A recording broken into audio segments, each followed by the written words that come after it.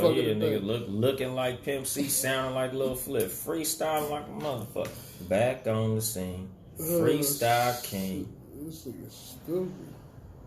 Where the shit at, man? Nigga flamed up. I need my logo in the back. Shit say cat versus dog. Be shouting out cat versus dog like I ain't own the motherfucker. All right. Of course, LOL. Motherfucker, I'm getting in trouble. Damn. I left the banter section blank. Like I basically like write down like what bullshit I want to talk about. Yeah. Under like banter. So it's like if I just want to shoot the shit about some shit on the timeline, but I really can't think of shit that happened this week that I give a fuck about.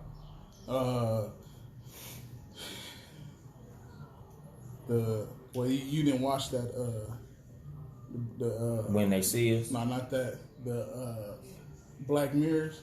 Nah. I don't watch TV. That's my problem. I really don't be giving a fuck what's happening on TV. Unless it's some shit that niggas is like, you gotta see it. I don't be tripping. I think you will find that shit. Black Mirror? Yeah. This season was nuts. I'm like... Yeah, I seen Mark put on Facebook like, damn, Black Mirror? Yeah, they tripped out. I didn't see that shit. So it's like Twilight Zone. I guess you could say it's not. Yeah, but not this season. They tripped out. The Miley Cyrus was on one. That one was pretty good. Oh shit. That you said it was good. Yeah, well, that's that cool. Was pretty good, but not a big fan of Miley Cyrus, but shout out. I'm about to start the live. For sure. I put 2 games. Damn. 2 game. Game. 2 games. Game squared. Let's see. What's going on, cuzzo? It's crazy that my little live number, that should be like popping up and disappearing on my Facebook, so I don't be knowing if niggas is watching or not. But luckily, this ain't the type of show where I really be fucking tripping. Right. Because I couldn't imagine if I really was like dependent upon niggas commenting and shit, I'd be lost. Nigga, number be 0. I'll be in that motherfucker like, hey, anybody? Or like the niggas who go live and they be like, I'm gonna wait for everybody to get in here. Oh yeah. I'm gonna wait for everybody to get in here. Then nobody show up, like nigga. You hurry up, snatch it down, and hell yeah, delete that motherfucker. Like yeah, nobody came. Nobody came to your little party, buddy. Fuck your party. So yeah, I don't even do that shit. I don't even go live on Instagram. Like when niggas be going to events and I don't do that shit. I don't want to be disappointed at the fact that nobody really fucks with me like that. Makes sense. All right, we live on my feed. What up, everybody? What's the deal? And that's from this camera? Yeah. That's fly as fuck. All right, you ready? What's happening? Yes, sir. Let's get it popping. Hold on. Close to the good time, too. Right. Nigga, live at 5. I could have actually said I was going to be live at 5. Close. Anything within 10 minutes, I feel like is relatively punctual. After 15, you got to get docked. All right, we ready, man. Let's Too much it. Game live starting now.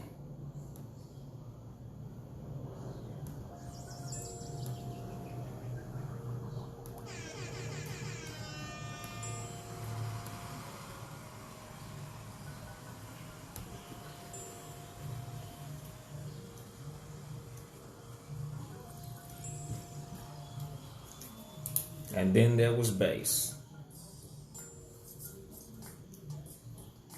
Good evening, motherfuckers and motherfuckers. This is your host, Yung Dolemite of the Too Much Game podcast. Sitting here with my super producer, Ben Ready. Yes, sir. How was your week, Ben Ready? My week has been all right. A bit, what's the word? I don't want to say puzzling. It's a little puzzling, but not too much. We good, baby. We good. How about yourself? I wouldn't say uneventful for the most part. Not really too much went on. Friday night went very well. Had the hood day for the homies. The Nutty Block reunion. Everybody enjoyed themselves. We had a bunch of other little neighborhoods come through, you know, room full of gangbangers and no real conflict. So that was a beautiful situation. You know, motherfuckers think that too many niggas in the same room can't have fun, or too many niggas from the same element can't have fun, but, you know, everything was taken care of well, so it all went nice. So, you know, it was a lovely thing. Nobody got, you know, nothing too bad happened to nobody. A couple scuffles and shit like that, you know, disagreements, but that was mostly the females, so it was a lovely situation. Yeah, I was about to say, I seen the little female scuffle. Yeah, but you know, even them, they didn't really fight. You know how that go. Yeah. Bitches talking shit to each other back and forth, but nobody even got a scratch on them. So it was a lovely situation all in all. Wonderful. Yeah, you know, this episode is entitled Billionaire Hove. You know, congratulations to the God MC Jehovah on becoming the first hip-hop billionaire. And personally, when I say it, I think the first black hip-hop billionaire. Because I look at Jimmy Iovine and them, and I don't know what they financial situation is. But they seem like they might be in that billion category. But I can't confirm nor deny. But shout out to Jay for becoming the first hip-hop billionaire. You know, it's a beautiful thing to see a black man build $1 billion empire practically before our eyes. We pretty much watched it from reasonable doubt to right about now. Mm-hmm. So it's a lovely thing. And he literally and figuratively left a blueprint on how he did it. So that was, I think, one of my favorite things of the whole situation. A lot of motherfuckers have been coming with these like fake hater stories, like, oh, you niggas is saying he's in the Illuminati and all of this shit, but I haven't seen that yet. Like, I've yet to look on my timeline and see a person say, oh, he's in the Illuminati. I ain't seen that shit. I seen a bunch of people saying that people were saying that he was in the Illuminati, but I've yet to see the person who actually said, like, oh, he got that billion from being in the fucking Illuminati. Nah. Because that nigga, Big Sean said some real shit. Like, if you niggas really believe that all these rappers and shit is in the Illuminati and we supposedly some secret society that's running shit, why you think they would let a bunch of young niggas be in this organization? I was like, that makes sense like a motherfucker. Like, of all the shit that they would say about niggas being in, like, what the fuck do you think they would put us in it for? Well, I mean, maybe to push the quote-unquote narrative for the negativity, for the black man. You know, you put these artists in position that act fools, and you get the black people to act like them, and then they fuck themselves up. True. But basically, like, when niggas was talking about the Illuminati, I look at it as something of a controlling class. So if you in the Illuminati, that will put you in a position of actually having some control. So that's the reason that I'm like, I don't think it's that, if anything. And especially like for them to say Jay-Z, because it's not like Jay-Z was really pushing some negative narrative or some negative stereotype, or he's never really been the, you know, disrespect women, shoot black people rapper. Like, you know, like Game and them. Like niggas who rap about shooting niggas all day and selling dope all day and doing all type of bullshit. Like Jay-Z was more of a I have more wealth than you type of rapper. So he's the last nigga who I would assume would be in a situation like that or be used to push something like that, because he's never been the type of nigga to try to convince you to do drugs or convince you to go down the wrong road. It was always, nigga, I sold dope before I was a rapper. I'm getting money like this. That was always the narrative of Jay-Z's content. Right. You know, so I don't really look at him like that. Like, I look at a rapper like YG or, you know, the rappers who push that. A lot of the southern rappers like Lil Boosie. I don't know. Like, I don't even listen to that type of shit. So it's like, damn near everything on the radio. Yeah, Young Jeezy and shit. Because I'm just trying to think of Jay-Z's era, late 90s, early 2000s. Mm-hmm. Niggas who was pushing basically the lifestyle of black negativity. Right. You didn't really hear a lot of that content from Jay-Z. So for them to say that he was in the Illuminati and he was being used to do all this negative shit, I ain't really see it. So like, as far as me giving props to Jay-Z in the career and the acquisition of $1 billion, like I ain't got nothing really negative to say about the dude. There was a lot that you can say negatively about what he did on his way up, like, people who you feel like he stepped on and moves that you might not completely agree with. Right. But it's not like I see him get this bill and I'm like, this bitch ass nigga would be the one to get it. Like, nah, nigga, like, I'm more than happy that he was the one to do it, especially because he is the undisputed GOAT. Yeah, I mean, when it comes to number one in hip hop, he is the face of hip hop. I don't think that you could put nobody above him, straight the fuck up and down. No. Like, there's niggas who you might want to say, oh, well, Eminem is a better lyricist than him. He has better wordplay than him, or such and such sold more records than him, or this album was better than the Blueprint and shit like that. You might have your personal favorite, but all in all, consensus, nigga, Jay-Z is the greatest rapper of all time. I agree. Like, even if you're the biggest Eminem fan on the planet, you cannot put Eminem above Jay-Z. Which I am one. You can't put Tupac above Jay-Z. You can't put Biggie above Jay-Z. You can't put Nas above Jay-Z. I remember on the Joe Budden podcast when they had like the album for album, because I think Rory said that shit, like on some toss away shit, like, oh, well, if you went album for album, I think you might think it a little different between Jay-Z and Nas, and they did album for album, and that shit was a fucking slaughter. It got farther when you tried to do it like that. If you try to compare lyrical content, it might be closer, but if you go album for album, nigga, please. It's literally not even close. Right. Like, there's nobody with a catalog that could really fuck with Jay-Z. However, I do feel like he's in the sense of inconsistent as far as when it comes to dope album after dope album. Nas too. You saying Jay-Z is inconsistent? Yeah, but he has a bunch of dope albums. I wouldn't say he's inconsistent. I would say it slowed down toward the end. I don't know, that Blueprint 2 was trash. But I'm saying that's toward the end. Everything before Blueprint, name a whack one. Before Blueprint. Yeah. Volume. And that was what? Blueprint was like fifth or sixth album? Volume 1 was alright. It wasn't as dope as everything else. Even Volume 3. Volume 1. Volume 3 was cool. You fuck with Volume 3? Yeah. You might have to listen to it. Volume 2 was hard as fuck, but I fucked with 3. You might have to listen to Volume 3. I don't know the last time you heard it, but listen to it again. It was a cool little minute ago. I ain't gonna front it. Ain't like I'm just sitting here listening to his whole fucking catalog. But when 3 dropped, I fucked with it. Yeah. And that's what I count as well. Because a lot of albums don't age well. If you go back and listen to a lot of your favorite albums when they drop, not as good now. Facts. Nostalgia purposes and the time that was going on. Exactly. At the time you were listening to it, you was like, this shit is the shit. And then you go back and you like, I was listening to this shit? Yeah. I thought this whole album, I listened to all these songs. I enjoyed all of them. And CJ, shout out to CJ for listening to my show. Said Nas Beats is whack. Oh shit, CJ? Yes. Chelsea Perry. Okay.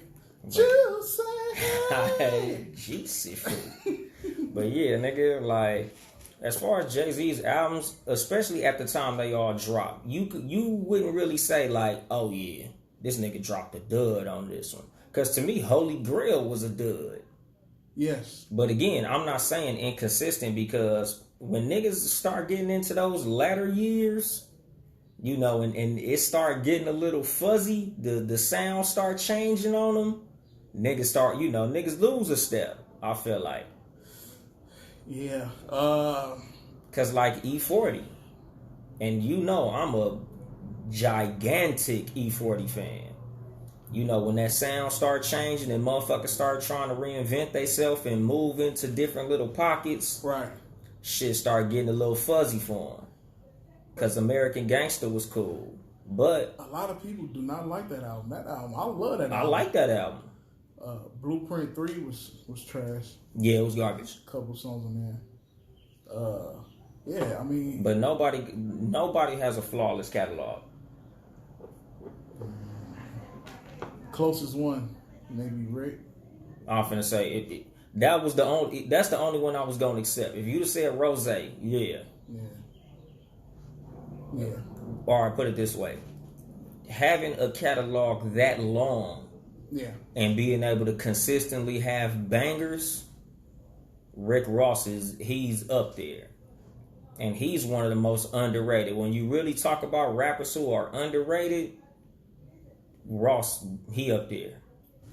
Trying to tell my nigga Raheem, man, Rick Ross be having some wordplay because nigga, album for album, shit, as well as bar for bar. And Ross is a Jay-Z student. Yes.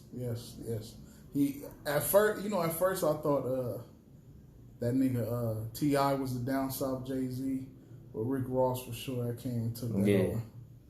Yeah, for sure. And Ross, he got that soulful sound. Yeah. Like, raw, and the content. Like he's another rapper who pushes that get money, you can do it too type shit. Like, Nipsey said, I fuck with Rick Ross because he teaching wealth. And that was a big part of what Jay-Z did and is currently doing. Jay-Z is real big on building wealth, especially in a lot of his later content. Mm-hmm. Like in the story of OJ, financial freedom, my only hope. Fuck living rich and dying broke. What's more important than throwing away money in a strip club? Credit. Like he's pushing a lot of shit that we should be on, and that's why I fuck with Jay-Z a lot. And it's crazy because during the Illuminati rumor times, I kind of was on the like, man, fuck this nigga in Illuminati type shit. Because I ain't gonna front it. Ain't like I'm saying it like I didn't fall for that shit as well. Because you watch these YouTube niggas who be making these videos, conspiracy theorists. Yeah, you see that little triangle in the back right there. That's an Illuminati symbol for him saying that I'm gonna do this and I'm gonna do that. Like, there's all type of shit that you watch on these fucking YouTube videos, and they make the shit look real convincing. Like, they breaking down too much game, and they like, you see the way Yung Dolemite looked to the left, and then he looked to the right, and then he looked down at the phone. That was a triangle. He was showing the symbol to let you know that he was down with the Illuminati, and he's from this chapter of the Mason fucking whatever. So, nigga, I was drinking the Kool-Aid too, but at the same time, I'm listening to the nigga music like, this shit is hard, though. Can't front on this shit. Because the Blueprint, nigga, to me, still one of the greatest albums ever put together. Yes. Nigga, I was listening to You Don't Know on the way here. Like, I think that's my favorite Jay-Z song. That shit get a nigga amped, boy. Don't let that remix come on. Oh, well, MOP? Yeah, nigga, make you want to punch your fucking windshield out of your car, nigga. For real, nigga. Nigga, MOP have a nigga ready to do some bullshit, man. That motherfucker, nigga, MOP literally, like, I can't listen to MOP if I'm not in a setting where I can stand up, nigga, because that shit had your heart beating faster. Nigga, listening to MOP is like drinking a Red Bull. And then with that motherfucking beat, nigga, yeah, man. That shit make a motherfucker start jumping up and down and shit, nigga. Start sweating just thinking about the motherfucker. Damn. But, like, and just the content of that song, he had billionaire bars in that shit. I came into this motherfucker 100 grand strong, 9 to be exact, from grinding G-Packs.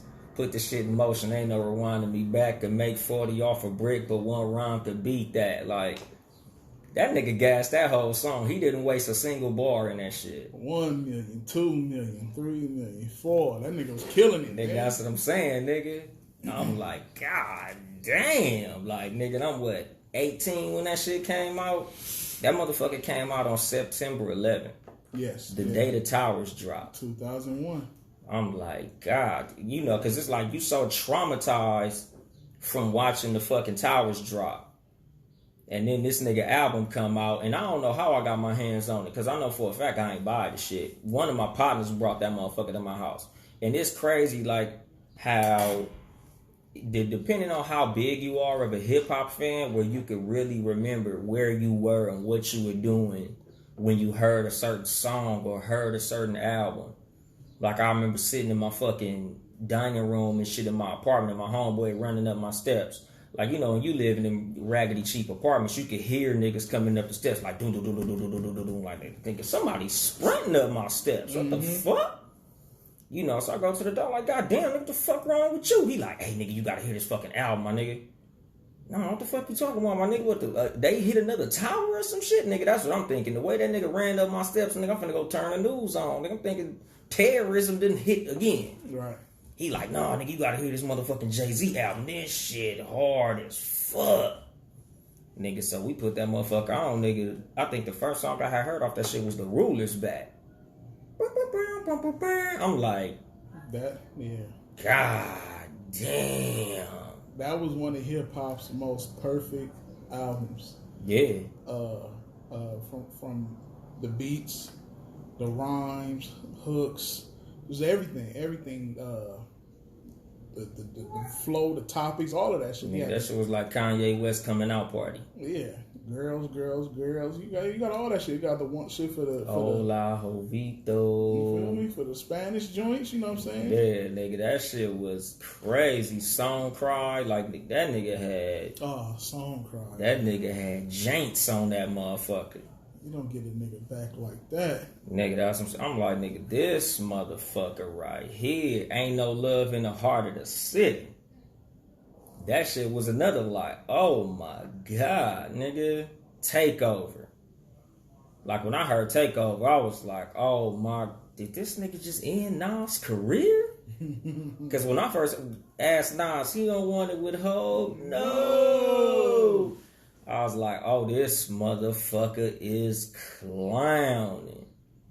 Like, nigga, like that album was so fucking hard. Like, that shit was undeniable. Like, it's certain albums you hear it and you know it's a classic once you hear it. Like, once that motherfucker finished, you like, oh, yeah. This might have been the best album I ever heard. Yeah. I was like, man, this shit is amazing, my nigga. Like, literally. And he had a couple, because the Black Album, I was like, I don't know, this shit might be better than Blueprint. And I ain't think Blueprint can be topped by nobody. The Black Album, is it better than Blue? That's tough. That's what I'm saying. Because the only song I don't listen to on there is the Lucifer joint. Why? Because it's Lucifer. Nah. That gotta be why. Nah, just... Because that song hard as fuck. I really don't like that beat. I'm from the murder capital, where they murder for capital. I just don't like that beat. I love that song. But other than that, yeah, all the way through. Lucifer, one of my favorite songs on there. Threats. Look at his Threats. Yeah, nigga, I love Threats. Especially the one where his mom came in. Oh, yeah. Sean Carter. I was like, ah. I think my favorite joint on there is that Allure and that What More Can I Say? Yeah. What more can I say? That shit is... Are you not entertained? You feel me? Nigga, but that's what I'm saying. Like, nigga, he's the GOAT. Yeah. Ain't nobody... Those two albums, nigga, you ain't got two like that. No matter what your catalog is, you ain't got two like that. A lot of niggas don't got two like that. Only the GOATs got like two classics. Two fucking straight up classics. Cause like, you know, y'all know me. I love Nipsey. So Crenshaw, TMC, and shit. When you throw Mailbox Money in there, like Nipsey got some classics. But to the degree of the two Blueprints, I don't know. As much as I love Crenshaw, it's hard to put next to the Blueprint and the Black Album, I mean. Yeah.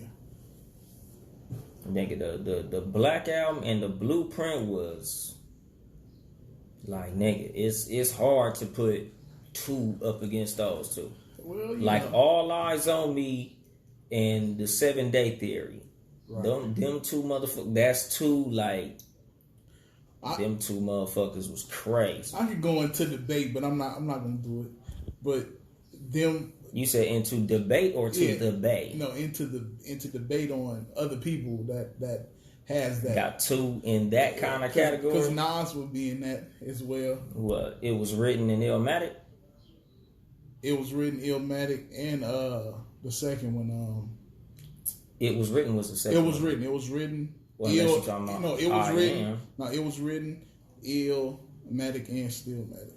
Yeah. You know, but Jay-Z, that blueprint was a blueprint to show you niggas. For the time that came out, that showed you how to put an album together perfectly. Yeah. And it was like, that shit was literally what firing on all cylinders looked like.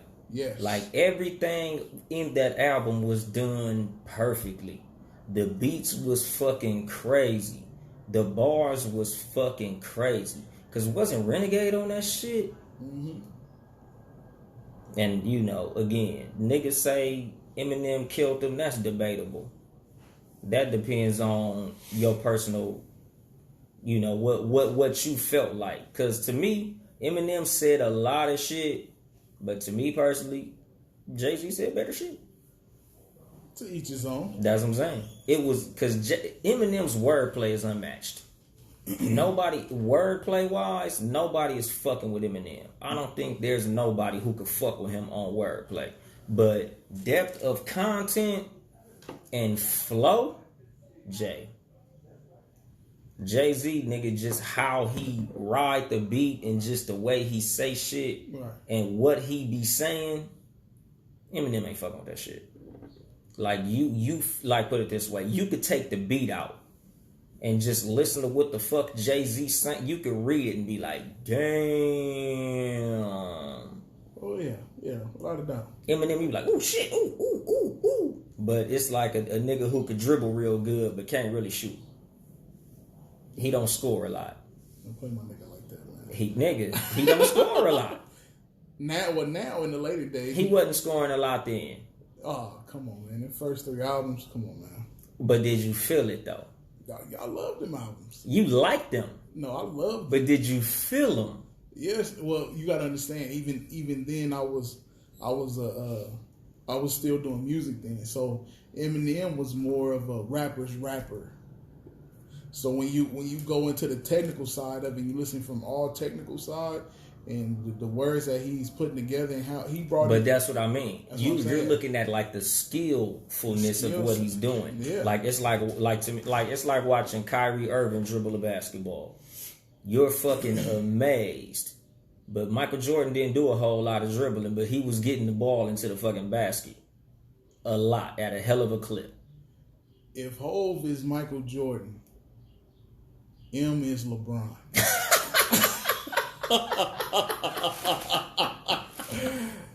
Shit. God damn. No, hell no. Hell motherfucking no. Because LeBron is well-rounded. He's more well-rounded than Michael Jordan. So you would probably have to switch that. Okay. I'll put Jay-Z would be more LeBron. Gotcha. Because Eminem might be able to score a lot, but his defense ain't all that. Like, Jay-Z is way more well-rounded. Okay, Eminem is just a rap. We can do that. Like, Jay-Z, he got soulful shit. Yeah, some hard. Like, he got some soul food. Nigga, Eminem make Chinese food. He make a whole lot of food. He'll bar you to death. But it ain't like he got a song that you just like, oh, I felt that shit in my spirit. He got a few. You know, I'm sorry, mama. Yeah. Lose yourself in the music. He got a couple. And it's different walks of life. Like nobody expect to feel what a white person went through. Exactly. You know what I'm saying? And vice versa. You can't expect a white person to understand. You can't expect a white person to understand somebody like a Scarface. You know what I'm saying? Or, you know, rappers of that ilk. Yeah, but see, I think another thing about Jay-Z, the reason I'm, you know, like pushing for him in this argument is he could make a motherfucker from the Midwest understand that feeling. Like, he made you feel that feeling. Like, I think it was Wale who said, Jay-Z is the motherfucker who you could be in the back row at Madison Square Garden and feel like it's just y'all two talking when Jay-Z is on stage. Like, he'll make a stadium feel like an intimate setting. Just because, you know, it was straight bars. And not like bar, but like he just say some shit in a smooth way that you just like, God damn. Yeah, you can relate to Jay-Z because how he got that nigga swag, that hood swag. Exactly, but that's what I'm saying. Like, nigga, he got an unfair advantage. I'm not saying that he didn't, but nigga, over Eminem, it's like Eminem has, you know, his wordplay was fantastic. Mm-hmm. He had some shit like Eminem had bars that you will literally catch it 5 minutes later. That shit'll go over your head. You'll have to put your car in reverse, back up 2 blocks, and then catch it. Like, right. He got some shit. But Jay-Z is like, he feeding you shit that's hitting you punch after punch after punch after punch. So, like, cause like on Renegade, nigga, just the way that nigga started this shit. You motherfuckers say that I'm foolish. I only talk about Jews. Do you fools listen to music or do you just skim through it? I'm like, you know, come on, nigga. Yeah, Jay-Z for sure he killed it, but you know, you got to think that verse he had to do that. That verse was a little older. You know what I'm saying? It was already done, except that last verse Eminem did. But that first verse he had to.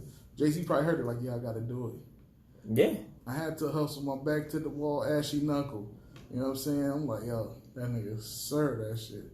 But that's what I'm saying. Like, nigga, you know, because I ain't saying that Eminem, obviously Eminem went crazy on that shit. Right. I'm sure Jay heard and was like, oh my God, this motherfucker was clowning.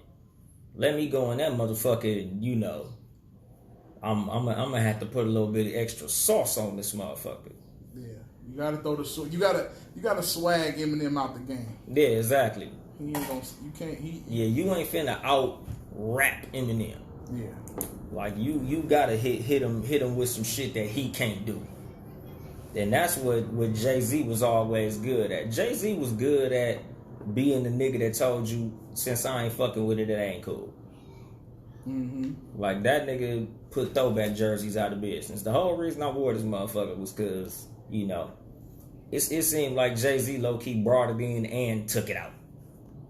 Because they kind of made the, you know, the little jersey shit cool. What was that? The show? Or Backstage? Backstage. Like, you watch Backstage, every city that nigga went to, he had their jersey on. That shit was hard as fuck. That was one of the things I noticed. Like, okay, this nigga got all the little hard little jerseys. That shit dope. Then that nigga fucked it up on... No, it wasn't the Blueprint. It was the Black Album where it said, I don't wear throwback jerseys because of 30 plus. I was like, motherfucker. Yeah, button up. Yeah. I was like, this nigga a cold nigga for that shit. But, you know, you just got to respect the come up of Jay-Z. That nigga said, Talil Shakur said, Fabulous brought in the throwbacks and still doing it. Fabulous, that nigga just... He's a stylish motherfucker. Yeah. That nigga he's still wearing like the Fresh Prince of Bel-Air jersey and shit. Yeah. Fabulous, like, I equate Fabulous and myself a lot of times. Because we two niggas who, you never really catch me off guard when it come to clothing. Mm-hmm. You'll never catch me outside of my front door not dressed up. Fabulous kind of like, you never really see Fabulous with like a white tee, some sweats, and some Nike slippers. Every time you see that nigga, he fitted from fucking head to toe. I really fuck with Fabulous. And, you know, quick little thing, he dropped his debut album the same day as the Blueprint. Ghetto Fabulous, September 11, 2001. You know, just a little fun fact for niggas. I'm somewhat of a hip hop head, not as big as you and Will, but I know some shit. If you can hang with Will, you're doing good.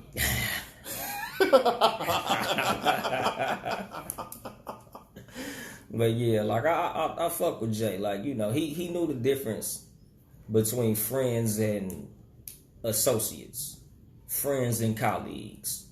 Because, you know, a lot of times motherfuckers look at Jay-Z and his come up on some like, man, that's fucked up how he did Beanie Siegel. That's fucked up how he did Jazz. That's fucked up how he did Sauce Money. That's fucked up how, you know, like, yeah. But I think he didn't look at them as his friends. You know, niggas say, oh, he fucked his friends over. He fucked over niggas I don't think he fucked with like that. Because the names I hear a lot, Emery, Tata, Hip Hop, Memphis Bleak. Yeah, Bleak. Couple others. Like, those are the niggas who, no matter where he was in life, no matter what the fuck was happening, them was the names he always shouted out. Other niggas was more on some rapping shit. You know, like Jay was the type of nigga that, you know, these is my friends. You just niggas who I get money with. And I look at a lot of, like, Jay-Z, how he get down, you know, and the way I do on this show, which is I bring a topic to the table and I show you how you can use whatever is happening in the thing that I'm talking about in your own personal life. And Jay-Z, as far as what I would equate to just normal people, knowing the difference between who are your friends and who are just people who you're doing something with at the time. Like, I remember in high school, I used to have to really tell niggas, just because we in the same class don't make us friends. I might come to this classroom every day and talk to you exclusively. But when that bell ring, get the fuck out my face. Mm-hmm. Like, that's the shit with Jay-Z. Like, he was always Tata, Emery, Hip Hop. You would hear them niggas' names throughout Jay-Z's career. So even with the fallout with Dame, even with dropping a mill, getting rid of niggas up out of Rockefeller, and the whole Rockefeller split. He ain't never split from Tata, Emery, Hip Hop, or Bleak. Like, he got his core group of niggas who he fuck with. And I feel like that's how a lot of people should be. Like, you gotta have your core group of real niggas who could probably tell you some shit that you wouldn't accept from other people. Facts. Like, that was whack. I ain't like that. Or that shit you did, that was some sucker shit. Or, you know, just shit like, you gotta have niggas who keep you grounded. And that's another thing about Jay-Z. Not that he's grounded, because he's known for being probably one of the cockiest motherfuckers literally on the planet. But in order for you to be great, a lot of times you gotta have that type of ego. You gotta feel like you the best motherfucker in the room, or you won't be that. You gotta believe that you're the best. You know, Jay-Z said that, you know, you gotta find your genius level talent and believe in it. You know, he said he believed that everybody has a genius level talent. You just gotta find it. And I believe that too. You know, like I would say, like, you know, niggas want to be a rapper, but you might have been the greatest violin player ever if you played the violin. You might want to play basketball, but you might have been the greatest cricket player ever. A lot of motherfuckers, sadly, I believe everybody does have a genius level talent, but everybody don't find it. Some motherfuckers find it and don't fuck with it. Mm-hmm. Like I told you about my homeboy who could skate real good. Like, you feel like what your talent is ain't good enough for what's going on, so you just don't fuck with your talent. Some niggas was super dope at video games, or just dope at all types of shit, and they don't play video games no more. Like, I feel like I was the greatest NFL 2K5 player ever. Ask Jason. I was so fucking amazing at that game, it didn't make no fucking sense. I was blazing that nigga literally by 50. Wow. Nigga, ask him, nigga. I was amazing at NFL 2K5. Then EA Sports bought that exclusive NFL license, and that was it. 2K couldn't make football games no more. Then in what? I think it was maybe 2008 they came with that bullshit, like All-Star Football or something like that. Trash. That shit was Garboski. But nigga, 2K5, nigga, I was amazing. Ask anybody, nigga, I was legendary on that shit. But, you know, like I said, as far as Jay-Z, like, he always focused on being the best. And, you know, if you don't think you're the best, you won't be the best. You won't try to be the best. Right. You should at least believe that it is possible for you to be the best. Like, confidence is key in anything. When you, what would you call it? When you trying to go into an endeavor, you shouldn't even fuck with it if you don't feel like you could at least be great. if not the best. At least, like, I'm going to be somewhat good at this shit. I might not be the greatest podcaster ever, but I'm going to be great. Right. I'm going to be fan motherfucking tastic, nigga. I'm going to be top 10. Like, you might play basketball. Like, I might not be able to beat Jordan, motherfucker, but I for sure going to be better than Sam Bowie, goddammit. You know, you got to believe that you're going to be some type of great. Jay-Z always, that nigga was saying he was the greatest from the jump, just like Muhammad Ali. You know, and that's how you got to be at a lot of shit. Like, a lot of motherfuckers go into shit saying they the best, but they don't believe it. You can tell the motherfucker don't believe it. Jay-Z believed that shit. Mm-hmm. Whether or not it seemed true. Because when you listen to Reasonable Doubt, he did have crazy bars in that shit. But it didn't really do well. Like, the number-wise, if you look at the sales numbers on Reasonable Doubt when it came out, it didn't do all that. Nope.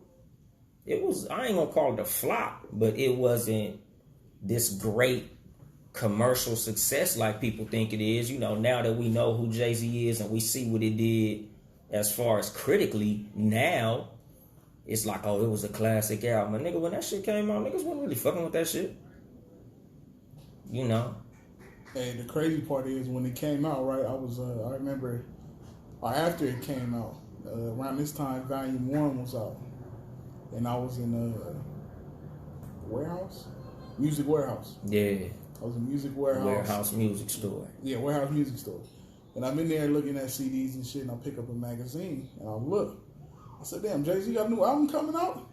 And it was Reasonable Doubt in the magazine.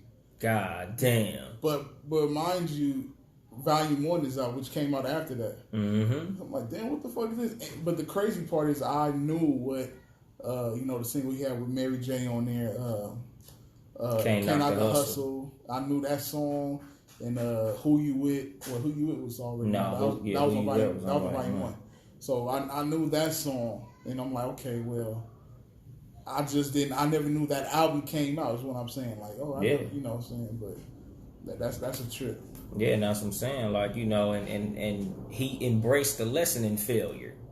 Because I feel like he looked at. I'm sure he felt like that shit was that didn't do what it should have did. But he looked at what he did wrong on that one, and he learned from his mistakes, and he kept it pushing. Like, I remember he had said in the interview, because, you know, they asked him, like, you know, what do you think was the genius of your success? And he said the genius thing we did was never give up. And that's what everybody say, never give up. Yeah. Everybody. Nip, Ross, everybody I keep watching say, I didn't give up. Exactly. And those three motherfuckers are all closely intertwined. You know, Jay-Z bought 100 copies of Crenshaw. Like, you know. And again, that's another thing that I fuck with on Jay-Z. Jay-Z fucked with hustlers. That's one thing you can never really say about Jay-Z. A lot of rappers, they got some situation where somebody came up somewhere near their lane and they was on some hater shit. You never really heard Jay-Z hating on niggas, even when they was in, quote-unquote, his lane. Like, you know, because when you look at a young motherfucker coming up, you niggas kind of, you know, oh, these little young niggas, whoop-de-whoop, these niggas is da-da-da-da-da-da. But even on 444, he was like, y'all niggas, you know, shitting on these young niggas like Tupac didn't have a nose ring. And in that bar, niggas out here was like, the fuck you mean Tupac had a nose ring? Like, you saying that like it's some sucker shit. But I'm sure maybe on the East Coast that wasn't some fly shit. But shit, when Tupac was out, I knew a lot of niggas out here who had their nose pierced. Nose pierced. Remember niggas had the one hoop in one ear and all that crazy shit? Shit was nuts. Yeah, it was a lot of weird ass styles in the 90s, my nigga. So when Jay-Z said that shit, I felt him. Didn't like how he went about it, but... Same here. Yeah, felt what he was saying, though. I was loving that song. Two niggas sitting there like, damn, this shit hard. Niggas stop like, hold up, Tupac got a nose, man. Hold on, bitch. Exactly. Like, nigga was really offended. Nigga. Nigga was really offended, man. Hell yeah, like, bitch, don't speak on Tupac like that, nigga. Hold on. Oh, shit. Bob in my head, nigga, that shit like, whoa. Yeah, that's exactly. Record skip like a motherfucker. Hell yeah, like, hold on, nigga, you motherfucking tripping, dog. But, you know, it's like, I really fuck with Jay-Z and just the way that he moved and shit. Like how he understood the value of the right relationships. like fucking with Beyonce. Like, you know, and I understand, like, she was bad, so it ain't like that's a hard choice to fuck with a fucking dime. Right. But at the same time, like, it's like, motherfuckers, you see shit in people. Like, he seen that she had greatness in her. Cause what was that song? Lost Ones? Mm-hmm. When it kinda seemed they was having a little trouble in their relationship. Cause he was saying, he was saying something like, I love her. And something, but she loves work. Yeah, like she cared about working more than their relationship. Yeah. And it's like, nigga, you gotta understand, in order for you to be great, that's what it takes. And luckily he was able to understand that. And what helped them as far as their relationship, I think, is timing. He was a lot old, or he is a lot older than her. But in that time, he was older and more mature than she was. Mm-hmm. And I ain't even gonna say than she was, but basically old and mature enough to realize what was going on. Like, she does love you, nigga, but, you know, she loves what she does as well. She's chasing greatness like you are. Mm-hmm. You want to have a family, I'm sure she does too, but right now she's chasing GOAT status like you was. And he was able to sit there and wait, you know, and just let their relationship be what it was until now. It was $1 billion on the elevator. Like, let's just say hypothetically, if he took that up the ass and they broke up, we wouldn't have the Carters. He might not have $1 billion. I think he'd eventually got it, but to the fashion that he got it now, I don't know. Because I think a lot of what helped him was her. Oh yeah, it was like a hand in hand. Exactly, and that's what I mean. Like a lot of what he's doing right now she's helpful. If not her hands-on helping, the fact that she's around helping. Like, a lot of rappers' status goes up when they got the right woman with them. Like, to the, you know, the point of how we be talking about on the Cat vs. Dog podcast. The benefits of marriage. Mm-hmm. A lot of times in situations like with a Jay-Z Beyonce, I look at just me as a husband, the value that I bring to my relationship. And this is advice that I give to people as far as people in relationships. Just introspectively, like how you can help yourself to be a better mate. You should be asking yourself, what value am I bringing to this situation? What am I doing to make my mate better? What am I doing to make this relationship better? What do I bring to this situation? Like, what would my mate's friends say about me when I'm not around? All right. And when you look at a situation like with Jay-Z and Beyonce, or Will and Jada, like power couple dynamic, you have to have the right mate when you're a powerful person. When you're the type of person that's on a certain status, you have to have a great motherfucker next to you. Like, I hate that Chris Brown and Rihanna broke up. Or I ain't even gonna say broke up, because the way that went fucked up. But think about the level of talent that Chris Brown has. Like, now that we know what we know now, he was already beasting when that shit happened. Yeah. But imagine if that shit never happened. Imagine the status he would have reached without all of the roadblocks and stumbling blocks that became of that incident. And look at where Rihanna is right now. Mm-hmm. Ain't Rihanna like 600,000? 600 mil. Oh yeah, 600 million. Think about. I'm sure Chris Brown would have got 4. Chris Brown, like if that situation didn't happen, Chris Brown would have been like. Because think about all the endorsements he lost. Exactly. Chris Brown would have been like one of those people, like when we see, like, damn, we ain't got nobody to. He was Michael Jackson. Exactly. He could have been in that vein. Exactly. He'd have been the male Beyonce, since, you know, y'all want to put Beyonce up there and shit. Yeah. Because he's literally one of the most, entertainment-wise, one of the most talented people on the planet. Very. I feel like it's him, Jamie Foxx, and that's about it. Jamie Foxx is talented. Who's... Oh, matter of fact, my bad. Donald Glover. Most definitely, he's up there. He do a lot of shit. That's what I'm saying. Like, and that's what I mean. Like, when I think about the most talented motherfuckers on the planet as far as entertainment, Chris Brown, I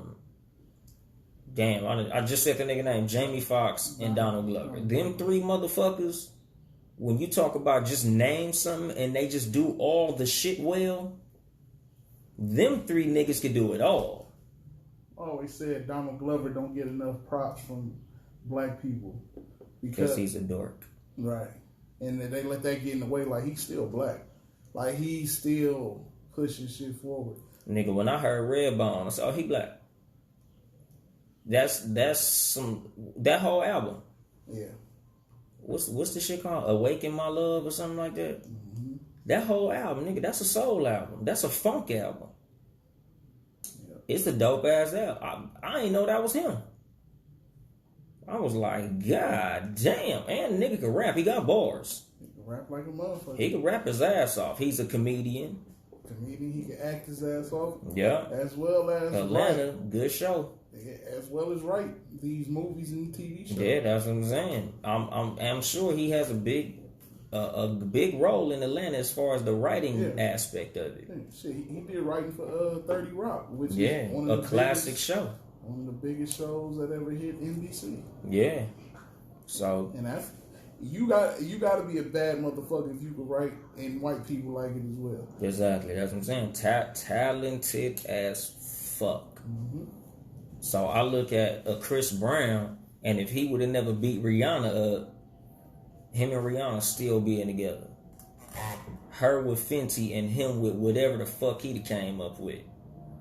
Because after the Rihanna incident, he basically became like Bobby Brown and James Brown. Like a crazy talented motherfucker. Mm. Like he was known just as much for talent as being a crazy ass nigga. Or vice versa. Like he was damn near more famous for whooping Rihanna's ass as he was for putting out hit after hit after hit after hit after hitting Rihanna. He most definitely was Bobby Brown because of the booger sugar. Yeah. And shit. James Brown as well, nigga. James Brown. Yeah. Like, nigga, and I'm talking about amazingly talented. Because it wasn't like Chris Brown was just this pretty good dancer, pretty good singer. Like, nigga, when that nigga did that BET cypher, I was like, this nigga better than 80% of motherfuckers that's rapping. And that's good. I mean, he bodying R&B nigga, bodying niggas again. Exactly, nigga. And I mean, like, dope. Like, it wasn't like Trey Songz. Because I heard Trey Songz rap mixtape where he was rapping. Pretty good. But you not like, oh my God, this nigga need to put out a fucking rap album. Chris Brown had niggas like, this nigga should put one out. Like, Chris Brown could rap his ass off. He can act. He can dance. He can fucking play basketball. Found out the motherfucker had a cold handle, a jumper, some boosties. Like, what the fuck can't this nigga do? When Soulja Boy challenged him, I wanted to see him beat the shit out of. So I said, nigga, if I seen what he did to Rihanna, he gonna do way worse than Soulja Boy.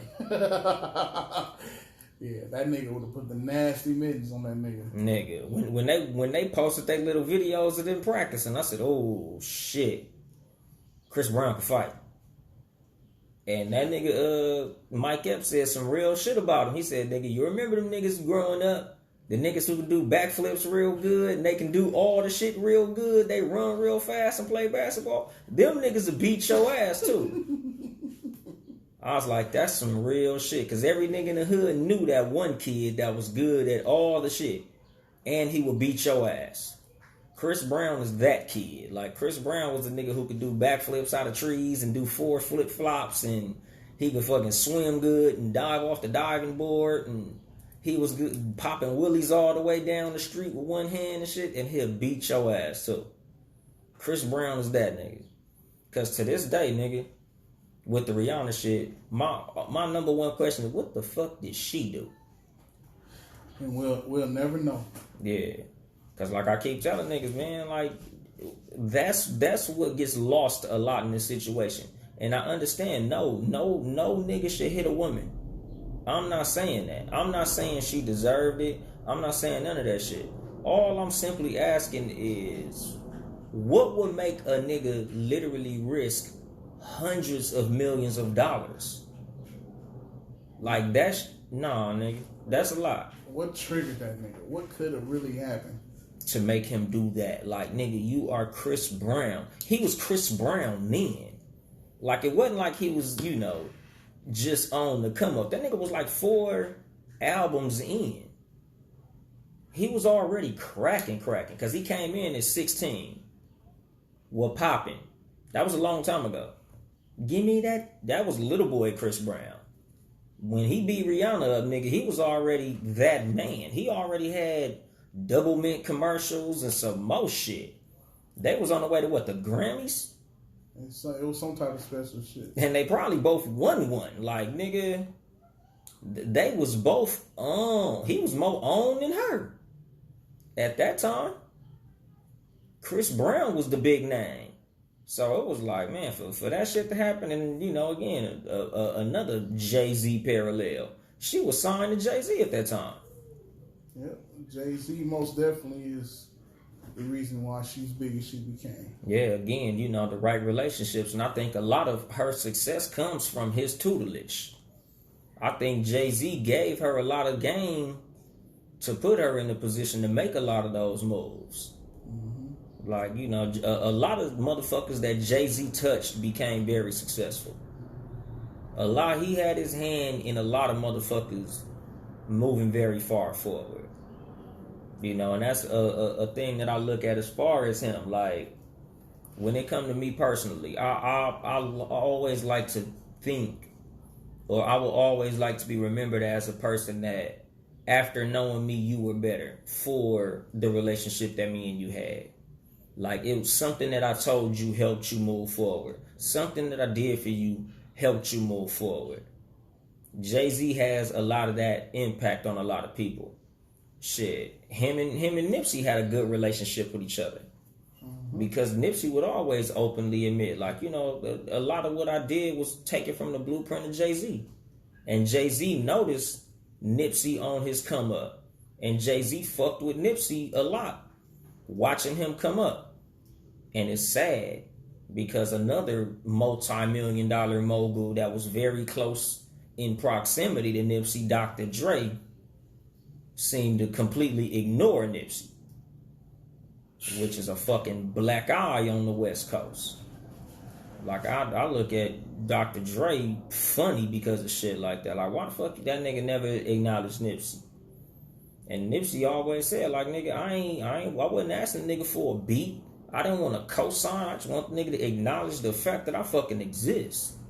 Like, I don't need the Dr. Dre cosign. I don't need a beat. I don't need a shout out. I don't need nothing. Just, damn, nigga, acknowledge a nigga. Just say I like the nigga hustle or something. But he never did none of that shit. It was like he had a blind spot to Nipsey. But after Nipsey passed, then the nigga wanna put the picture in the studio. Yeah, like, nigga, too many people was doing that. Sucker shit. Like, nigga, don't fuck with me now, nigga. Sucker shit. But Jay-Z, when he did the little freestyle after Nip passed, the Eminent Domain freestyle, Gasolina, stupid fire. Another reason I fuck with Jay, like, nigga, Jay is just fucking amazing, dude. Like, he had a hustler spirit, nigga, period. That's how he got that Billy. And speaking of that, I forgot to get that breakdown from you. Oh, because, he made a lot of smart investments, which I don't have in front of me. I wasn't able to get it. I was slacking on my motherfucking Mac, and I had a long weekend. Friday night was a movie. I was supposed to be doing research for my show, but I was partying with the Crips. But shit, nigga, like, you know, he did a lot of shit to get himself where he was. Career-wise, you know, what I always liked about him, he was always real self-aware. He always would talk about what was going on, whether negative or positive, in his raps. He would always acknowledge his accolades as well as his shortcomings. Like when he was talking about what happened with Rivera. Mm-hmm. You know, when he was talking about in that freestyle about losing the 92 bricks. Whatever he did well, he always spoke about. Whatever he did negatively, he always spoke about. And that's another quality that I would put into my normal life as far as looking into the life of Jay-Z and the career of Jay-Z and applying what happened to me. Always acknowledge when you fuck up. You know, it's part of the journey. It's part of the story. A lot of motherfuckers fuck up because they don't like to acknowledge the mistakes they make. And then they end up repeating them. You know, the first problem the first step to solving a problem is admitting that you have one. And Jay-Z was always real good at that. He always talked about, you know, his temper problems or this problem or, you know, this shit or this shit. Like a lot of niggas, I can't read this shit when I'm talking. I'll be all fucked up. But, you know, a lot of niggas when it comes to just life in general, especially men, we don't like to admit where we fuck up at. We don't like to admit places that we're weak. We don't like to speak about our blind spots. We always like to accentuate our strengths and ignore our weaknesses. He was always the type of motherfucker that would let you know both. Whether, you know, it was something that had to be said or didn't have to be said. He seemed to have personal therapy through his music. And I fucked with that a lot. I always believe in self-awareness. I pride myself on being real self-aware, like knowing my weaknesses as well as my strengths. Working on my weaknesses and playing to my strengths. To make my weaknesses strengths, to where I won't be weak at no point. Another Jay-Z thing that I really respect as far as his career, he ain't really have a lot of weak points. He was able to hit your ass with whatever. He did songs for the girls well. He did deep songs well. Club songs well. Introspective shit well as well as the cocky, flossy fly shit. Like, that's what made him the greatest rapper of all time to me. He was able to do everything with everybody as far as he could rap with any nigga on any song. And a lot of people can't do that. He could sound like Jay-Z on any song. He could do a song with them Cash Money niggas and sound like Jay-Z. He could do a song with Bone Thugs and Harmony and sound like Jay-Z. He'd do a song with UGK and sound like Jay-Z. A lot of rappers, when they do a song with niggas, they sound like them niggas. A rapper who's notorious for that shit is The Game. That nigga Game is like the Shang Tsung of rap. Every nigga he rap with, he sound exactly like them niggas. Facts. Like, I fuck with Jay-Z because Jay-Z always sound like Jay-Z. And that shit saucy to me because a lot of motherfuckers can't do that shit, especially depending on what beat they on. Niggas get to switching up all they shit and sounding fucked up. Jay-Z, that nigga be on this shit. You know, and I fuck with the way that he matured and evolved. Like my last episode. You know, he started out rapping on the rich nigga douchebag shit. Then toward the, you know, the latter part of his career, it got more introspective. He started rapping more about grown people shit. You know, he was able to age well musically. Like, cause you know, a lot of motherfuckers, you could tell they done got older, but they still trying to rap with their old sound. Mm-hmm. Still trying to rap the old content. Like, nigga, how the fuck you old? We know you got a wife and a family. You over here still rapping about bitches in the club, clapping ass. And, nigga, you don't know nothing about that. Nigga, you ain't been in the club in 14 motherfucking years. You know. Jay-Z always gave back to the community, especially as of recent now that we know more about the shit. You know, because I remember after the towers fell, he gave a lot of his tour money to the relief funds and shit. You know, Jay-Z was always the type of motherfucker that was, and you know, not always bragging about the shit, just doing the shit. Bailed out a lot of them niggas in the Baltimore riots, and you know, Jay-Z was he always gave back a lot. For all the people who hated him, a lot of it was just hating. Because Jay-Z did a lot of good with what he had. You know, a lot of motherfuckers got a lot of money and don't be doing shit. Jay was always the type of motherfucker that really was looking out in and out of his community. Because I remember some years ago when he did that shit in Africa to get them motherfuckers to clean water. Mm-hmm. Like, Jay-Z was always a motherfucker who gave back, you know. Like, I fuck with that a lot because success leaves clues. I feel like success should also leave relief. When you get a lot, you should help a lot. Like, to him, to whom much is given, much is required, I feel like. And he always, you know, he kept that balance. I'm sure he probably could have did a lot more, which, you know, you see these nerd motherfuckers online, like, oh, you know, Jay-Z and Beyonce got $1 billion, but there's people starving and whoop-de-whoop-de-whoop. Like, my nigga, what the fuck do you really expect everybody to acquire a fortune and give it all away? Like, you think I work this motherfucking hard to give niggas all my fucking money? Fuck no, that's not how niggas get in. Like, motherfuckers is gonna do what they do. Like, I work very hard so I can live a certain type of lifestyle. So I'm not gonna get mad at a nigga for doing well, which a lot of motherfuckers do, and that's sucker shit. So, like, I just look at how this motherfucker got down and how I try to apply that shit to motherfuckers' lives, which is just look at the life and career of this motherfucker and just put that shit to how, or like put it this way, because I completely lost my train of thought of what the fuck I was saying. Like, I just look at niggas in general as far as people who succeed in life, and I apply the principles of how they did they shit, which is like a Jay-Z who separated friends from associates, and always stayed hustling, always was self-aware, always stuck to, you know, who he was. Because if you look at Jay-Z, he always sounded like Jay-Z. No matter what the sound was, he sounded like him. He didn't, you know, oh, this is the bouncy Jay-Z, or this is the crunk Jay-Z. This was Jay-Z during this era.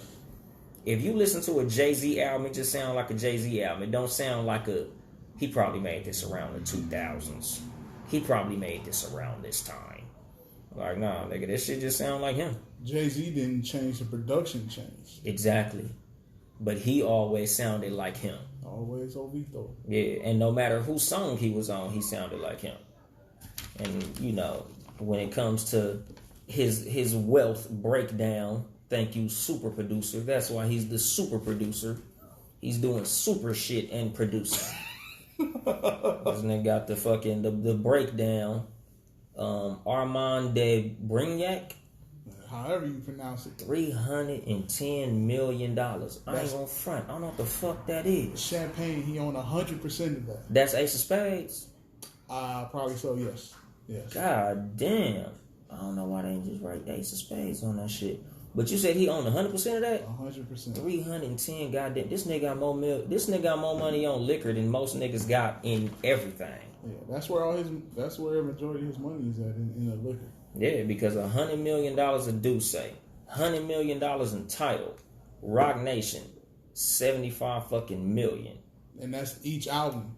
His extensive catalog is 75 per album. 75 per album. God damn it, he got what, 13 albums? Right. Shit. Shout out to this motherfucker. $70 million art collection and $50 million in real estate. God damn it, nigga, shit. That's a lot of goddamn money. Good job, Jay-Z. Shout out, nigga. Shit. That's a beautiful motherfucking thing, nigga. Because like they say, every millionaire should have 7 revenue streams. 7 ways of getting income.